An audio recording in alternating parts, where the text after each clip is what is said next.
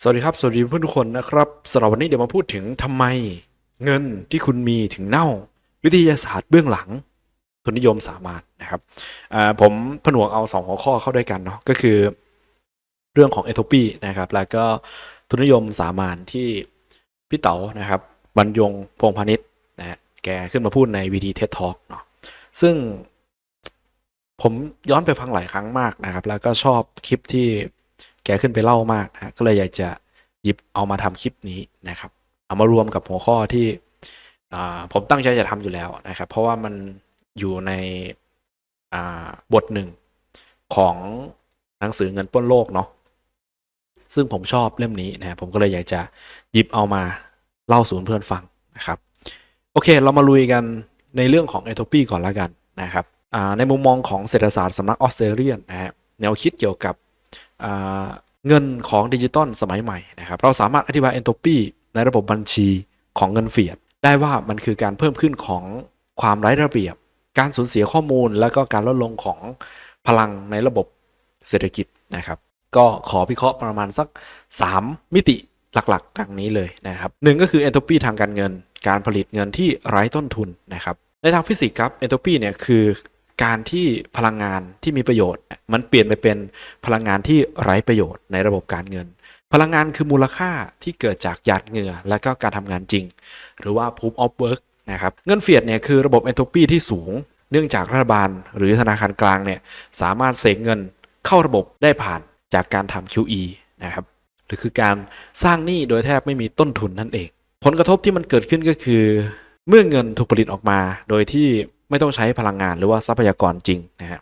ข้อมูลของความขัดแคลนในตลาดก็จะบิดเบือนให้มันเกิดสิ่งใหม่ขึ้นมานะฮะทำให้ระบบบัญชีโดยรวมเนี่ยไร้ความและระเบียบมากขึ้นเรื่อยๆนะฮะ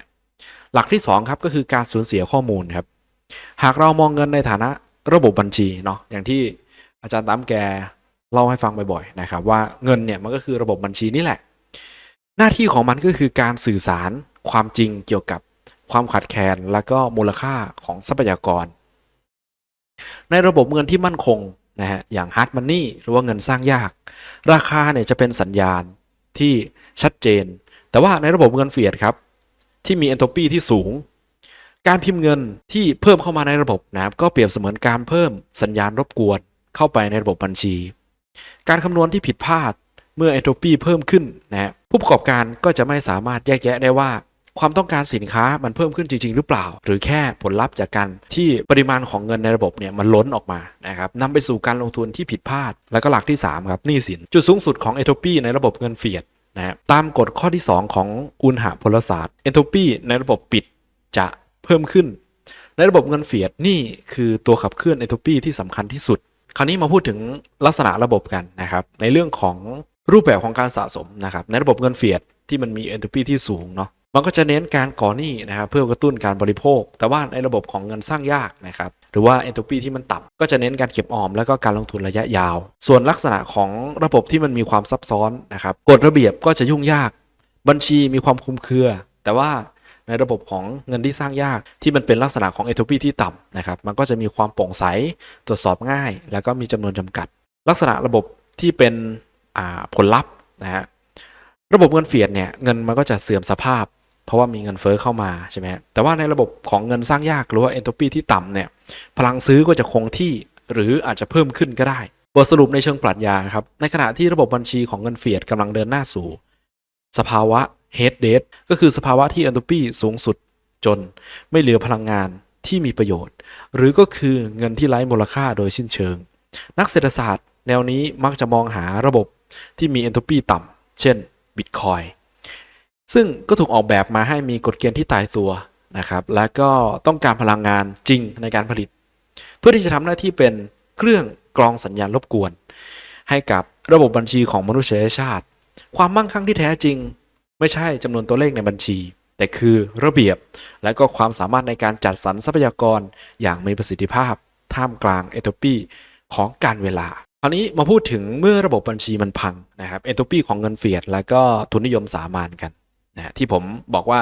เอาหัวข้อ2หัวข้อนี้นะฮะผมเอามารวมกันนะครับในทางฟิสิกส์ครับกฎข้อที่2ของพหุพลศาสตร์ บอกเราว่าระบบปิดใดๆจะมีแนวโน้มเคลื่อนไปสู่ความไร้ระเบียบเสมอ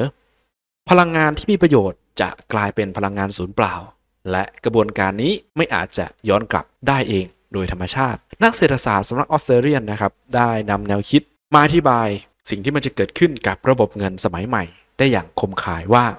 ระบบเงินเฟียดหรือว่าเฟียดมันนี่นั้นที่รัฐบาลและธนาคารกลางเนี่ยสามารถสร้างขึ้นได้นะครับโดยแทบไม่มีต้นทุนกำลังจะนำพาระบบบัญชีของมนุษยชาตินะครับเข้าสู่สภาวะเอนโทรปีสูงอย่างที่ไม่อาจจะหลีกเลี่ยงได้สิ่งที่คุณบรรยงพงษ์พาณิชย์นะครับเรียกว่าทุนนิยมสามัญก็คือสภาพของระบบที่เอนโทรปีเนี่ยแสดงออกมาในเชิงสังคมและก็การเมืองนั่นเองในฐานะระบบบัญชีสารสนเทศก่อนจะเข้าใจปัญหาต้องเข้าใจก่อนว่าเงินคืออะไรในเชิงสำนักออสเตรเลียนอย่างที่เฟรดริก ฮาเยกนะฮะได้อธิบายไว้ว่าเงินและระบบราคาไม่ใช่แค่สื่อกลางในการแลกเปลี่ยนแต่คือกลไกส่งผ่านข้อมูลที่มีประสิทธิภาพมหาศาลราคาของสินค้าแต่ละชิ้นสรุปข้อมูลจากผู้คนนับล้านที่ตัดสินซื้อขายทุกวันรวมถึงข้อมูลเรื่องของความขัดแคลนและความต้องการและก็ต้นทุนการผลิตแล้วบีบอัดเป็นตัวเลขเดียวที่ทุกคนเข้าถึงได้หากนำทฤษฎีสารสนเทศของครอส แชนนอนมาประกบระบบเงินที่ดีก็คือ Channel ที่มีความสามารถในการส่งสัญญาณสูงและมี noise หรือว่าเสียงรบกวนที่ต่ำผู้ประกอบการที่มองเห็นราคาสินค้าพุ่งขึ้นจะรู้ว่าสังคมต้องการสิ่งนั้นมากขึ้นและเบนทรัพยากรไปผลิตให้ตอบสนองความต้องการนั้นนี่คือกลไกที่ทำให้ทุนนิยมในอุดมการณ์สร้างความมั่งคั่งได้ปัญหาเริ่มต้นเมื่อน้อยฟูของระบบพุ่งสูงการพิมพ์เงินก็คือการเพิ่มเสียงรบกวนเข้าสู่ระบบเมื่อธนาคารกลางและรัฐบาลก่อหนี้สาธารณะเกินตัวเงินใหม่จำนวนมหาศาลถูกสร้างขึ้นโดยไม่มีสินค้าหรือว่าบริการใหม่รองรับในทางเอโทปีนี่คือการเพิ่มสัญญาณรบกวนเข้าสู่ระบบบัญชีราคาที่เพิ่มขึ้นอาจจะหมายถึงสินค้านั้นหายากขึ้นจริงๆหรืออาจจะเป็นเพียงแค่เงาสะท้อนของปริมาณเงินที่ล้นระบบก็เป็นได้ผู้ประกอบการไม่สามารถแยกแยะได้อีกต่อไปสำนักออสเตรเลียนเรียกผลที่ตามมาว่าเงินทุนไหลเข้าสู่โครงการที่ดูทำกำไรในสภาพดอกเบี้ยที่ต่ำเทียมที่รัฐสร้างขึ้นแต่จะพังทลายลงทันทีที่สภาพแวดล้อมทางนโยบายเปลี่ยนแปลงวิกฤตอสังหาริมทรัพย์ในปี 2008 คือตัวอย่างที่เห็นได้ชัดเจนอย่างที่สุดแคทิลอนเอฟเฟกต์เอนโทรปีที่กระจายไม่เท่ากันที่น่ากลัวยิ่งกว่าการที่มีเงินเฟ้อทั่วไปคือปรากฏการณ์ริชาร์ด แคทิลอนค้นพบในศตวรรษที่ 18 เงินใหม่ที่ถูกสร้างขึ้นมาไม่ได้กระจายพร้อมกันทั้งระบบมันเข้าถึงผู้ที่อยู่ใกล้แหล่งพิมพ์เงินก่อนเสมอนั่นก็คือรัฐบาลสถาบันการเงินและก็ผู้มีสายสัมพันธ์กับอำนาจรัฐกลุ่มเหล่านี้ได้ใช้จ่ายในราคาเก่าก่อนที่ราคาทั่วระบบจะปรับตัวสูงขึ้นในขณะที่ประชาชนทั่วไปซึ่งรับเงินหลังสุดต้องแบกรับต้นทุนที่แพงขึ้นแล้วนี่คือจุดที่ทฤษฎีเอนโทรปีบรรจบกันทุนนิยมสามัญที่คุณบรรยงพงษ์พาณิชย์ชี้ให้เห็นได้อย่างชัดเจนมากที่สุดก็คือแคทิลอนเอฟเฟกต์ไม่ใช่แค่ปัญหาเรื่องของความเหลื่อมล้ำแต่คือกลไกที่ระบบการเงินถ่ายโอนพลังงานเศรษฐกิจจากคนสร้างมูลค่าจริงไปยังคนที่มีอำนาจในการควบคุมระบบบัญชีโดยไม่ผ่านกระบวนการแลกเปลี่ยนมูลค่าที่แท้จริงแม้แต่น้อยทุนนิยมสามัญคือเอนโทรปีที่สถาบันการเมืองเป็นผู้สร้างคุณบรรยงพงษ์พาณิชย์ชี้ให้เห็นว่าทุนนิยมที่แท้จริงต้องการกติกาที่ชัดเจนโปร่งใสและบังคับใช้ได้จริงเมื่อระบบการเมืองอนุญาตให้เกิดการผูกขาดการคอร์รัปชันและพรรคพวกนิยมมันคือการเพิ่มเอนโทรปีเข้าสู่ระบบอีกรูปแบบหนึ่งแทนที่จะเป็นการพิมพ์เงินแต่เป็นการบิดเบือนกติกาของตลาดผลลัพธ์ต่อระบบสารสนเทศเหมือนกันทุกประการราคาและกำไรหยุดทำหน้าที่เป็นสัญญาณที่บอกใครว่าสร้างมูลค่าได้ดีกว่าแต่จะกลายเป็นสัญญาณที่บอกว่าใครมีสายสัมพันธ์กับอำนาจของรัฐมากกว่าผู้ประกอบการที่มีความสามารถจริงไม่สามารถแข่งขันกับผู้ที่เข้าถึงสัมปทานใบอนุญาตหรือว่าการคุ้มครองจากรัฐได้ทรัพยากรของสังคมจึงไม่ไหลไปสู่จุดที่สร้างผลผลิตได้สูงสุดนี่คือสิ่งที่สำนักออสเตรเลียนเรียกว่า Mutual Location of Capital ในระดับสถาบันบทบาทของรัฐผู้ลดเอนโทรปีหรือว่าผู้สร้างเอนโทรปีในทางฟิสิกส์นักวิทยาศาสตร์เจมส์ เคลิร์กส์ แม็กเวลล์เคยเสนอที่เรียกว่า Maxwell Demon หากว่ามีปีศาจที่สามารถคัดแยกโมเลกุลร้อนออกจากโมเลกุลเย็นได้อย่างแม่นยำมันจะไม่สามารถลดเอนโทรปีของระบบได้โดยไม่ต้องใช้พลังงานรัฐในอุดมคติของคุณบรรยงพงษ์พานิชมีบทบาทคล้ายกันในระบบเศรษฐกิจนั่นก็คือการเป็นผู้กำกับที่คอยคัดแยกพฤติกรรมที่สร้างมูลค่าออกจากพฤติกรรมที่ทำลายมูลค่าปกป้องการแข่งขันที่เสรีบังคับใช้กฎหมาย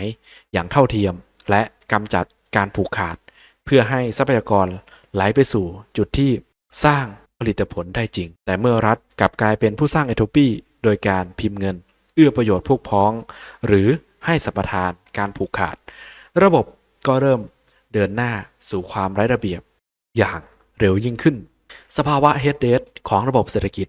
ในฟิสิกส์ head dead คือสภาวะที่เอนโทรปี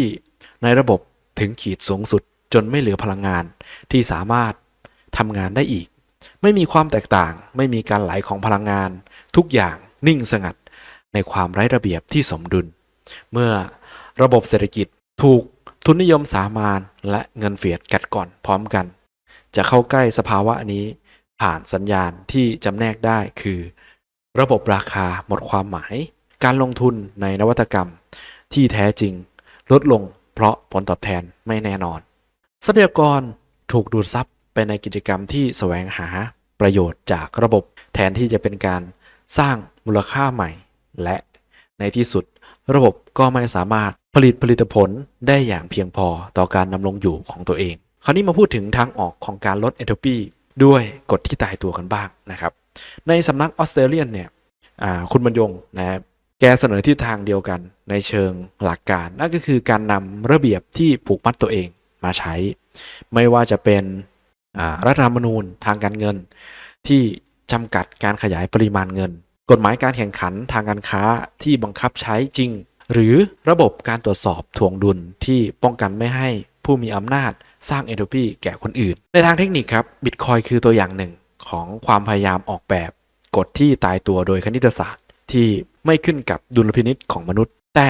ในระดับสังคมและก็สถาบันครับการปฏิรูปที่คุณบรรยงเรียกร้องเนี่ยมันมีหลักการเดียวกันนั่นก็คือการสร้างกลไกที่ทำให้ต้นทุนของการสร้างเอนโทรปีนั้นสูงกว่าต้นทุนของมูลค่าจริงความมั่งคั่งที่แท้จริงของสังคมวัดได้จากความสามารถของระบบบัญชี